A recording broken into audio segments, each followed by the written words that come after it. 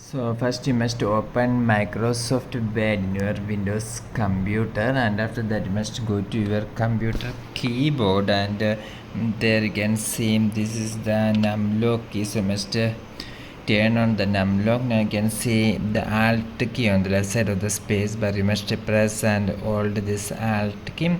After that you must type here 0178. After typing 0178, you can release your finger from this alt key. So it appears like this in the MS Word. Now you must press this button.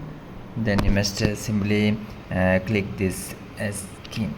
You can see that it appears like this now. And suppose if you want to change this to capital letter, then you must turn on the caps lock and again try pressing this. And suppose if you want to create a y power of 2 symbol, you must change, type here y. Or suppose if you want a small letter, then you must turn off the caps lock and again type this y. For more you can subscribe. Thank you.